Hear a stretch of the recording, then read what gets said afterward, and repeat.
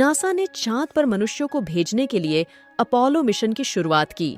NASA हमेशा ही अपने space mission पर लगातार फोकस करती है, जिसके लिए वह हर साल कई अरबों डॉलर खर्च करके अंतरिक्ष यात्रियों को चांद तक भेजती है, ताकि हम पृथ्वी के बाहर भी चीजों को समझ सके और उन पर और अध्ययन कर सके। आने वाले समय में अगर कोई आपदा पृथ्वी पर आती है तो उसे किस तरह से संभालना है और किस तरह से हमें स्पेस का इस्तेमाल करके हमें उससे अपनी धरती को बचाना है। अपोलो मिशन अमेरिका और नासा का बहुत ही जरूरी मिशन रहा है, जिसमें अपने स्पेस क्राफ्ट्स को धरती से बाहर चांद पर भेजा ताकि वहां पर भी कुछ खोज किया जा सके और स्पेस के कई अनसुलझे रहस्यों को सुलझा सके। इस क्रम में नासा ने अपने अपोलो 11 और 12 को तो सही सलामत तरीके से स्पेस में पहुंचाकर उतरा, लेकिन अपोलो 13 के दौरान कुछ गलतियों की वजह से उसमें विस्फोट हो गया और 3 अंतरिक्ष यात्रियों की जान पर भी सवाल उठे। यह घटना है 13 अप्रैल 1970 की, जब अपोलो 13 चांद पर पहुंचने वाला था, लेकिन इस दुर्घटना के कारण उस मिशन को वहीं पर टर्मिनेट कर दिया गया था। चलिए आज जानते हैं कि अपोलो मिशन क्या है और इसमें भेजे गए 3 एस्ट्रोनॉट का क्या हुआ। अपोलो 13 क्यों एक मिस्ट्री बना हुआ है, तो वीडियो को लास्ट तक देखिए और चैनल को सब्सक्राइब जरूर करें। अपोलो 11 के लॉन्च के दौरान अमेरिका में अपोलो मिशन का बहुत ही ज्यादा चर्चा था, जिसमें नील आर्मस्ट्रांग और उनके साथी पहली बार चांद पर जाकर सुरक्षित वापस आए थे। 2 सफल परीक्षण के बाद अमेरिका में लोग सवाल उठाने लगे, क्योंकि इन मिशंस के बाद लोगों के लिए मून लैंडिंग बहुत ही आम बात होने लगी और इन मिशंस पर होने वाले खर्चे को लेकर लोगों को लगने लगा था कि इन मिशंस के लिए सरकार इतना पैसा आखिर खर्च क्यों कर रही है। लेकिन इस अपोलो 13 मिशन के दौरान भी 3 एस्ट्रोनॉट्स को ट्रेनिंग दिया गया था, जिसमें कमांडर थे जिम लोवेल, और वे बहुत ही ज्यादा अनुभवी नासा के साइंटिस्ट थे और उनके साथ 2 और साइंटिस्ट फ्रेड हैसे और केन मत्तिंगली भी थे। लेकिन स्पेस मिशन के कुछ दिन पहले ही केन मत्तिंगली जर्मन मैसेल्स नाम के एक वायरल बीमारी के शिकार हो गए, जिसके बाद जैक स्वैगर नाम के एक साइंटिस्ट को उनकी जगह पर भेजा गया था। खैर, इन सब बातों के बावजूद 11 अप्रैल 1970 को अपोलो 13 को स्पेस के लिए लॉन्च किया गया। पृथ्वी से चांद तक जाने के लिए इन अपोलो स्पेस क्राफ्ट की मदद से लगभग 4 से 5 दिन लगता है, लेकिन लॉन्च के करीब 55 घंटे बाद ही अपोलो 13 अपना आधा रास्ता कवर कर चुका था, जिसके बाद इन्होंने पृथ्वी पर भेजने के लिए 55 मिनट का एक ब्रॉडकास्ट शूट किया ताकि वे इसे पृथ्वी पर भेज सके। लेकिन उसके तुरंत बाद ही उस एयरक्राफ्ट में एक बद्धा धमाका हुआ। जब यह दुर्घटना घटी तब अपोलो 13 पृथ्वी से लगभग 3 लाख किलोमीटर की दूरी पर था, जब सब कुछ सही चल रहा था। लेकिन तभी एक बहुत ही तेज धमाका होता है और यह मिशन बन जाता है दुनिया का सबसे खतरनाक स्पेस मिशन। आज तक सभी के मन में आते रहे हैं अपोलो 13 से जुड़े इस मिशन के बारे में कि कैसे विश्व के सबसे अच्छे ऑर्गेनाइजेशन से इतनी छोटी चूक हुई कि अपोलो 13 में आग लग गई और आखिर कैसे उन 3 अंतरिक्ष यात्रियों को वहां से सही सलामत वापस निकाला गया था। इस घटना के दौरान उन 3 अंतरिक्ष यात्रियों को किस तरह से दिक्कतों का सामना करते हुए वापस पृथ्वी पर आना पड़ा था और कैसे काफी कम समय में अपनी सूझबूझ के साथ उस स्पेस क्राफ्ट को कम एनर्जी में वापस धरती की तरफ मोड़ना पड़ा था। इस धमाके को समझने के लिए हमें स्पेस क्राफ्ट के बनावट को समझना होगा। किसी भी स्पेस क्राफ्ट के 3 हिस्से होते हैं, जो लूनर मॉड्यूल, कमांड मॉड्यूल और सर्विस मॉड्यूल के नाम से जाना जाता है, और इन तीनों हिस्सों के मिलने से बनती है स्पेस क्राफ्ट। लूनर मॉड्यूल मकद्दी की तरह दिखने वाला नीचे का हिस्सा होता है, जो स्पेस क्राफ्ट को चांद पर लैंड करवाने और वापस क्राफ्ट को चांद के ऑर्बिट से धरती के ऑर्बिट में भेजने का काम होता है, और उसको लैंड होने के बाद वही चांद पर 6 DDH दिया जाता है।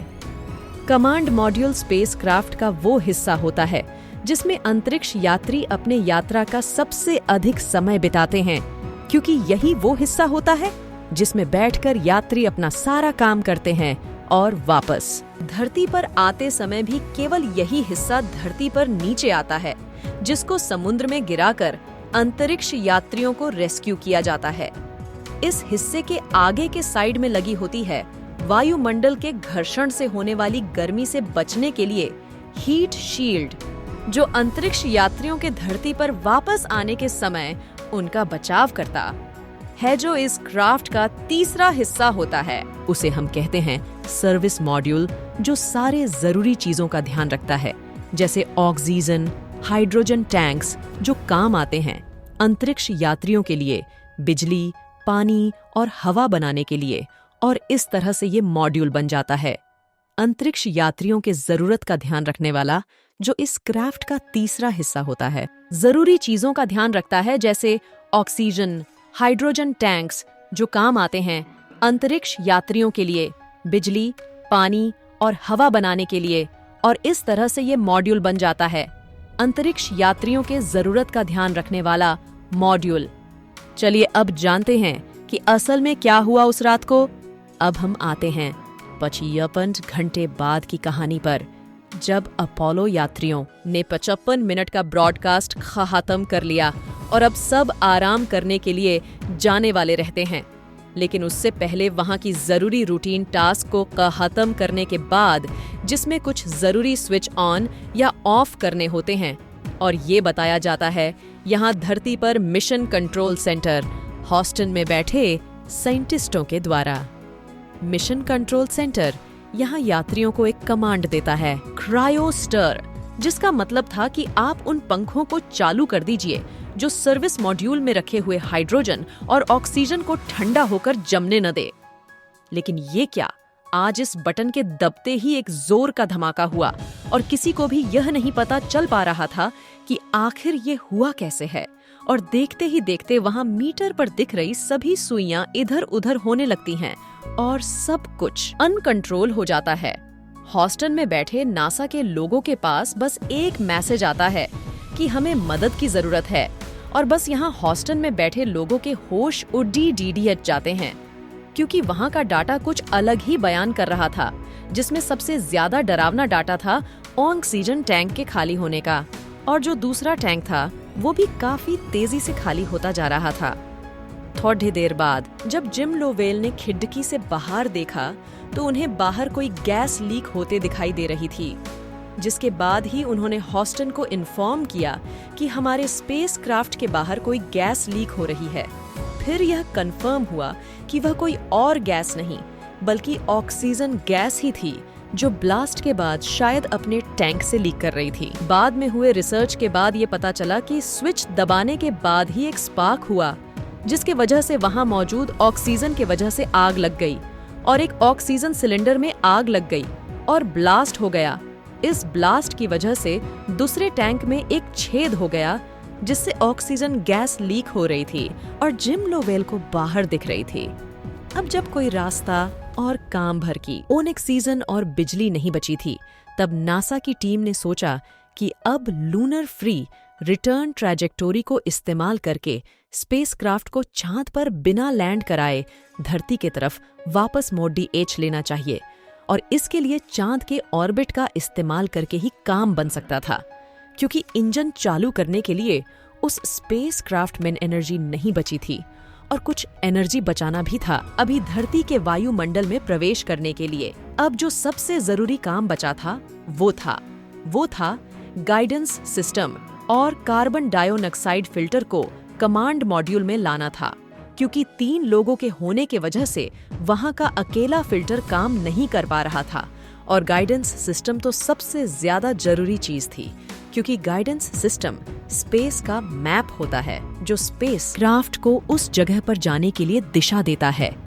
इन दोनों चीजों के ट्रांसफर होने के बाद थोड़ा एनर्जी बचाना था, ताकि री एंट्री के दौरान उस एनर्जी का इस्तेमाल किया जा सके धरती के अंदर प्रवेश करने में। अब सबसे बड़ी परेशानी थी बिना सर्विस मॉड्यूल के धरती के अंदर प्रवेश करना, क्योंकि धरती के वायुमंडल में प्रवेश करते समय स्पेस क्राफ्ट के कमांड मॉड्यूल को एक खास तरह के एंगल पर रखना होता है, नहीं तो अपोलो स्पेस क्राफ्ट ब्लास्ट भी हो सकता है या फिर बाउंस बैक भी कर सकता है। किसी तरह हॉस्टन में बैठे साइंटिस्ट जॉर्ज डीएच घटाना करने के बाद उनको मैन्युअली एंगल सही करने के लिए कहते हैं और रेफरेंस में सूरज और धरती को लिया गया था। लेकिन तब तक स्पेसक्राफ्ट का नीचे से संपर्क टूट जाता है। लेकिन थोड़ी देर बाद ही पैराशूट के साथ सबको आसमान में कुछ नजर आता है और सब खुश हो जाते हैं। थोड़ी ही देर में उस जगह से उस अपोलो स्पेसक्राफ्ट को रेस्क्यू किया जाता है और फिर तीनों एस्ट्रोनॉट्स को सही सलामत निकल लिया जाता है। इतने उतार चढ़ाव और परेशानियों के बीच भी इस मिशन में स्पेस में गायब हुए 3 अंतरिक्ष यात्रियों को बचा लिया गया। इसमें कई सारे बदलाव किए गए थे, जिसमें जितने भी 28 वॉट के पार्ट्स थे उन्हें 65 वॉट में कन्वर्ट किया गया था। लेकिन ऑक्सीजन सिलेंडर में मौजूद एक पार्ट को बदलना रह गया था, जिसकी वजह से जो पार्ट 28 वॉट झेलने के लिए बना था उस पार्ट को 65 वॉट मिल रहा था और वो गर्म होने के बाद पिघल गया था। और जैसे ही क्रायोस्टर का बटन दबा, वैसे ही एक स्पार्क हुआ जो ऑक्सीजन के संपर्क में आया और क्राफ्ट में ब्लास्ट हुआ। जब धरती के नजदीक आने पर इन दोनों मॉडल को स्पेस में छोड़ा गया, तब इनकी फोटो ली गई, जिसमें सर्विस मॉड्यूल का एक साइड पूरी तरह से ब्लास्ट में खत्म हो चुका था। इस तरह के मिशन में, वो भी स्पेस में ही, अगर स्पेसक्राफ्ट में ब्लास्ट हो जाता है तो लोग उसका बचना लगभग असंभव समझते हैं। वो भी तब जब आप धरती से 3,20,000 किलोमीटर दूर जा चुके हों। इस मिशन के शुरू होने के पहले ही इसमें कुछ गलतियां हुई थीं, जिनकी वजह से ये हादसा हुआ था। लेकिन अब नासा अपने इस्तेमाल की जाने वाली सभी स्पेसक्राफ्ट्स का सही तरीके से जांच करती है और स्पेस में भेजने से पहले कई तरह की टेस्टिंग करती है। लेकिन यह हादसा विश्व में पहली बार था और यह बहुत ही बड़े कहानी के रूप में उभर कर आई। आप लोगों को ये वीडियो कैसा लगा, कमेंट में बताएं।